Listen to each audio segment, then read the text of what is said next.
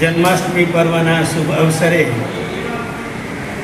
ઘણા બધા દાતાઓનો સહયોગ છે, પણ એમાં વિશેષતા એ છે, કદાચ ચિંતનભાઈ આ બે શબ્દો કદાચ રજૂ કરે કે ન કરે, પણ હું એમને સંબોધન કરવા માટે પ્રેરણા આપું છું કે આજના પ્રસંગે આ જે અન્નદાન ક્ષેત્રને ઉજળું કરવા માટે આપ પધાર્યા છો, તો પ્રભુ તમને પ્રેરણા આપે તેવા બે શબ્દો આપ સાહેબ રજૂ કરશો. તાળીઓથી વધાવી લઈશું.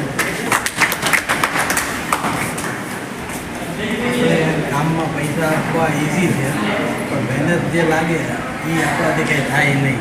એટલે આ મહેનતની આ તમારી મોટી વસ્તુ છે. અમે તો શું કરીએ, અમે પૈસા ખાલી આપી દઈએ, તો પછી એને વહીવટ બધા નથી કરી શકતા, કમાઈ જાય છે. આટલી બધી મહેનત કરીને આટલું બધું જોયું મેં. આવી સુવિધા સારી હોસ્પિટલોમાં નથી કે ડૉક્ટર ઉપર ને ઉપર હોય અને બધાને ખાવાનું મળે. આપણે જતા હોય આપણે નથી એવું સુવિધા મળતી. એટલે ખૂબ જ સરસ કામ છે. તમે ચાલુ રાખો, અમને સપોર્ટ આપ્યો. નમસ્કાર.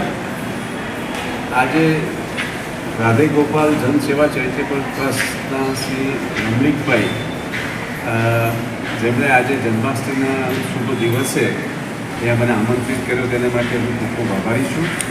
રમણીકભાઈ છેલ્લા ઘણા વર્ષોથી મસ્કતની હોસ્પિટલની અંદર દર્દીઓ અને દર્દીઓના સગાઓને સવારે જમવાનું પૂરું પાડે છે. બહુ સરાહનીય કામ તેઓ વર્ષોથી કરતા આવ્યા છે.